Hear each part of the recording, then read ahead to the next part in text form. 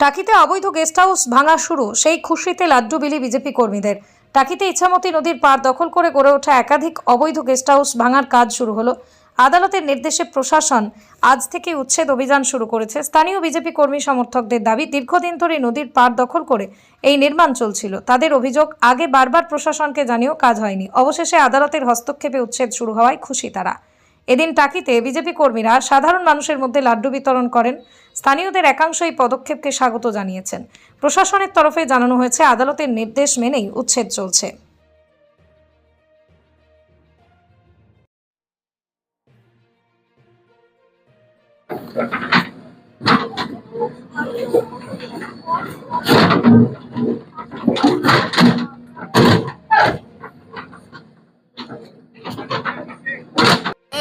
ঢুকো না একবার দাও না এই দাঁড়া এই তো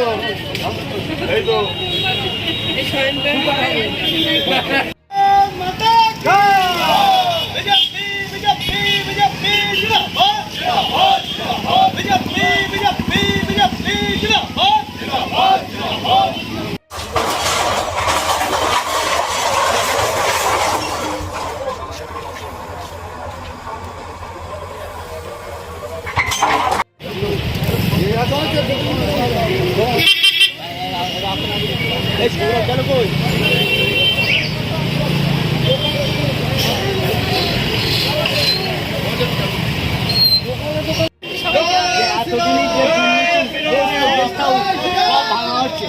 তার জন্য আপনাদের মিষ্টি মুখ করা সবাই একজন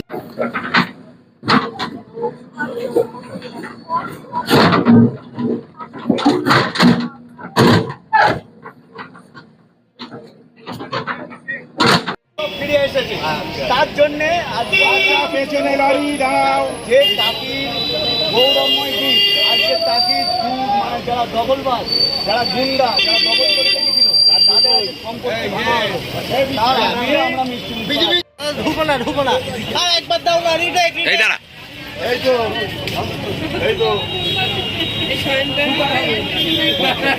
মহারাজা প্রতাপাদিত্য মুঘলদের আটকে ছিল 5 বার জগন্নাথ মন্দিরকে উদ্ধার করবার জন্য। মহারাজা প্রতাপাদিত্য যুদ্ধ লড়তে লড়তে এইখানকার ময়দানে হার স্বীকার করেন। রায় সচিন্দ্রের নাতি যে সমস্ত জমিদারি ত্যাগ করে দিয়েছিল মানুষদের মধ্যে, আর খাদ্য আন্দোলনকারী ছেলে। আমার কিচ্ছু চাই না, শুধুমাত্র এই মাতৃভূমিকে লুট করেছে এই জিহাদিরা। এই মাতৃভূমি শৃঙ্খল মুক্ত হোক, আমার কোনো কিচ্ছু দরকার নেই। মানুষ সুন্দর থাকুক।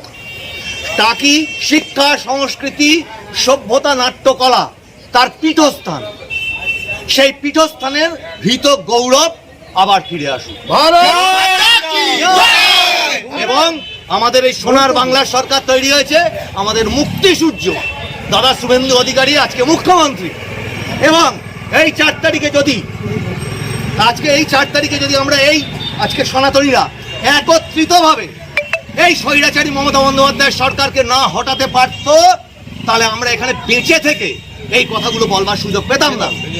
যোগ্য রাজ্য সভাপতি মাননীয় শ্রমিক ভট্টাচার্যের নেতৃত্বে এবং ডবল ইঞ্জিন সরকারের যশস্বী প্রধানমন্ত্রী মাননীয় নরেন্দ্র মোদীজি, মাননীয় স্বরাষ্ট্রমন্ত্রী অমিত শাহজি, যাকে ওই স্বৈরাচারী সরকারের আর একটা সাঙ্গপাঙ্গের মধ্যে ছোট ডিজে ব্যানার্জি, যে বলেছিল 12টার পরে আমাদের অমিত শাহজিকে এসে ডিজে গান শোনাবে রবীন্দ্রসঙ্গীত।